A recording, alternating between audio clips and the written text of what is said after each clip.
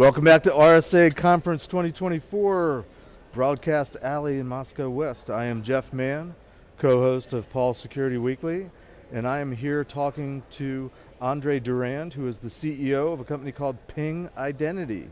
Andre, welcome. It's great to be here, Jeff. Andre, tell us a little bit about yourself and your background, how you got here, being here at this kind of conference today, cybersecurity related. Well, my journey here started in 2001. I was on a sailboat in the Caribbean and blogging for the first time, and made an observation that networking, pretty much everything is drawn to ever-increasing levels of networking, and that all their utility, once you pulled them off the network, disappeared. And I made the jump that if that was the case, basically we should be able to have what now today is find my phone, find my computer. Right. Anything that connects to the network, we should see it. But then it occurred to me that we didn't have an identity on the internet. We were all dogs on the internet.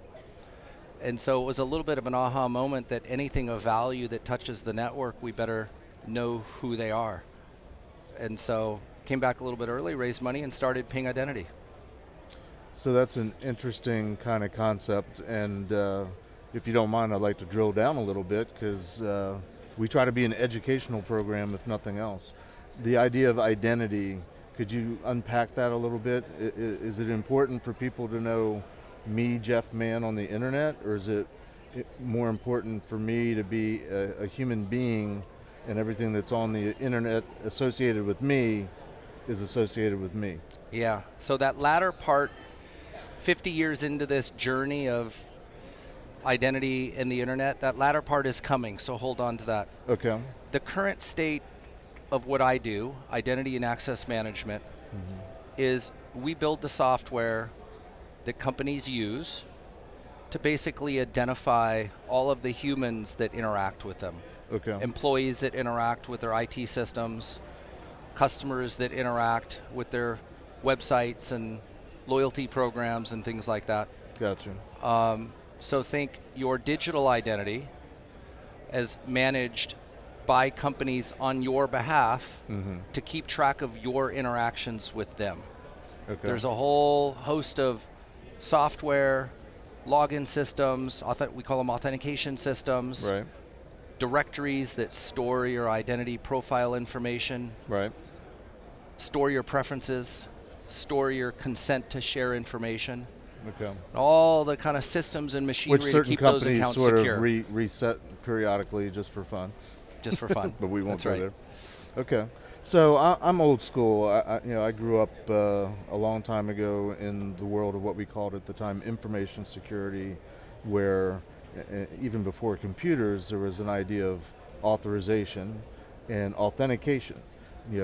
Working for the military, it was the person that's on the radio calling in the airstrike. How do we know that's really our guy calling in the airstrike, and they're really giving us the grid coordinates for the bad guys and not our own troops type of thing? So that's sort of the mentality that I grew up in this business with. Where along the lines did that concept transition to identity and access management? It actually hasn't changed, to be honest with you. What old is new again. The way we serve up the capabilities that do what you're describing have shifted over time. It was those capabilities were consumed on-prem. Now they're consumed as SaaS services in the cloud. Some of the standards have shifted.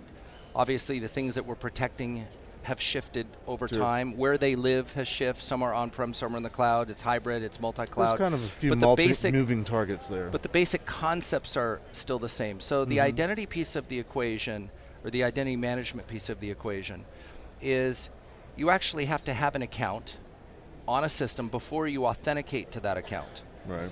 So identity management is all of the stuff around creating an account, and then at times where that account information needs to be propagated to the other applications that you might use, because these are all separate siloed applications. Right.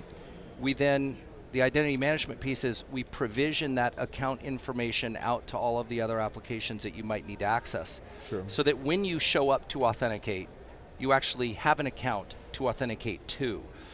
So the identity management tier, I kind of think of it as the non-real-time side of identity. Okay. And the authentication is kind of the runtime. So when you show up and you want to do something, you authenticate through a login system. And then once you have a session or you've authenticated, then you're allowed to do things. The things that you're allowed to do is referred to as authorization. Right. So authentication is making sure that it's you. Yep. Authorization is then mapping it's you to what you're allowed to do. And different people are allowed to do different things based upon how risky is what you're attempting to do. Right. And based upon how much trust we have that the authentication actually got you right. Gotcha. So, safe to assume that identity and access management plays with things like multi-factor authentication systems and the whole concept of, and again, sort of the old school concept of, in the beginning there was the user ID and password. Yeah. Something that you knew. Yep. And then there was something that you had, and we're at RSA. Everybody remembers the RSA key fob if they're old enough. And then there was the biometrics, something you are. That's all something to do with, I guess, at least the front door, the authentication. It does. So if you think about authentication as that front door metaphor into a session where you're then going to be asking to do things and permitted to do things or not. Right. The strength of the authentication is obviously very important. The problem with secrets is that they're phishable, they're stealable, essentially, and then you can replay them and no one's the wiser. Yep. And that's especially true in remote circumstances. You can steal a secret remotely and play it back remotely. Sure. Something that you either are or something that you have limits the attack surface then to a much smaller geography, physical space versus a virtual space. Right. So in the evolution of authentication, we've kind of gone from every application does its own authentication, and it's all a lot of weak doors is a way to think about it. Everyone has a password, but they're all phishable. All screen doors. So we'll centralize authentication and leverage open standards to do single sign-on, but we'll do multi-factor authentication to that central authentication authority. And multi-factor authentication, as you said, uses a variety of additional techniques to ensure the authenticity of the user behind the session. And there's even been an evolution there that there's more things like, the fact that everybody's glued to a smartphone that's got GPS in it so they could track your movements. That's correct. There's more and more techniques. There's more and more techniques, more and more signals that we have access to, right, which essentially allow us to map the level of assurance of the authentication and the authenticity of you. We have more signals, and that's referred to as multi-factor, if that makes sense. And we're leveraging all of those signals to ensure the integrity of the user. So if I'm understanding correctly, and again using sort of our front door mentality and then where can you go type of thing, metaphor, once I get in the front door, you're reasonably sure I'm Jeff Mann. And so then it's a matter of what is Jeff Mann listed and authorized of being able to access. Well, I'll go one step further than that. Okay. In old world thinking, there was like a gate to trust. You're untrusted, then you're trusted. Right. In new world thinking, zero trust, don't trust the user, the network, or the device by default. Right. There's also an element of the time continuum, the amount of time that you trust. Okay. So the notion that you would authenticate once and be in is not necessarily where we're going. Okay. It could be that we want to continuously authenticate. Interesting. So that the dimension of trust in time also shortens, if that makes sense. Yeah, that makes perfect sense. So you have an accounting role at a company, and you typically log in Monday morning, and you spend about 4 hours updating some report. You don't necessarily need to be doing it for 6 or 8 or 10 hours, and then again that's doing all it part on a of Wednesday the night. recognition of your behavior, which is a pattern of authenticity. Right. And some behaviors look different than the way you normally behave, and that's a signal that can be leveraged to, in essence, ensure the integrity of an account. Okay. So in today's modern world, with the technological advances that are out there and a certain theme of this conference, what are the, how is that impacting identity? I mean, how do you trust anything these days? Well, it's harder and harder to trust anything, which is why the principles of zero trust become the centerpiece of the future of the cybersecurity principles. So don't trust the user, the network, or device by default. Verify always. And if you could afford to, verify continuously if you don't kill the user in the friction of doing so. Does that make sense? Absolutely. So we're trying to find the There's sweet a spot, balance. the balance, the intersection of what's enough security, and how can we deliver that security in a way that doesn't disrupt the user's flow, what they're actually trying to do. So can we make the security invisible? Passwordless is a form of stronger authentication because the methods, the non-phishable methods, can't be remotely stolen and replayed. Right. But it's actually a better user experience. We don't have to remember them. We don't have to type them in. So it's a great example of where we achieve a higher security construct and improve the user experience. And we're always looking for that. We're always looking for techniques that up the level of assurance, and reduce the friction at the same time. Okay.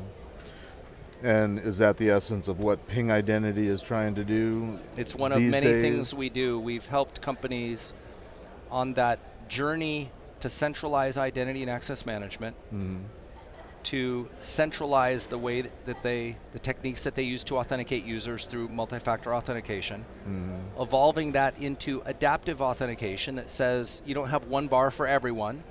If they're doing low-risk things, just let them in. If they're doing high-risk things, then we want to adapt the level of authentication to meet the level of risk, so adaptive authentication. Right. To leveraging signals to do continuous authentication on the user's behalf behind the scenes without obstructing the user. Right. The authorization systems that then define the security policies of what users can access and under what conditions can they access it. Right. So all of those authorization systems. The systems that store your profile information in a secure way so that that can be retrieved and your preferences can be retrieved and tied to your account. Right. The ability for you to verify your real identity prior to authenticating, and all of the other constructs that go into delivering a secure identity and access management experience, and essentially connecting every user to every resource across a very complex, multi-generational IT landscape. Now, the last couple of years with COVID and everybody working from home, or more people working from home, was that a sweet spot for you guys? Were you ready to ramp up for that? Well, it certainly accelerated. Many of our customers were actually in a good position prior to that. Many companies were caught. They were following a modern roadmap to secure identity. But there was a rush to put MFA on people accessing corporate systems from home. So I'd say there were two things that seemed to rush. One was VPNs, so let's get people on the network, because many of the security controls were tethered to the network, which was proxied by physical security, so the network was inside the boundary of physical. You had to badge in and then gain access to the network. VPN was the virtual instance of that. And then put strong authentication on everything remotely. Those were the two things I think we saw just kind of an immediate rush towards. But any company that was moving towards the concept of zero trust, there's no difference between, there's no inside and outside. Right. You presume bad actors are on the inside. So when you presume that already, there's no inside and outside, trusted or untrusted. Everyone's untrusted by default. Right. You're in a much stronger position to deal with the sorts of realities and threats we're seeing. Right. Well, we could talk all day, it seems like, on this topic, but our time is running out. I do want to thank you for being with us today and at least giving me the education and the background just to help make it all work in my head, old as it is.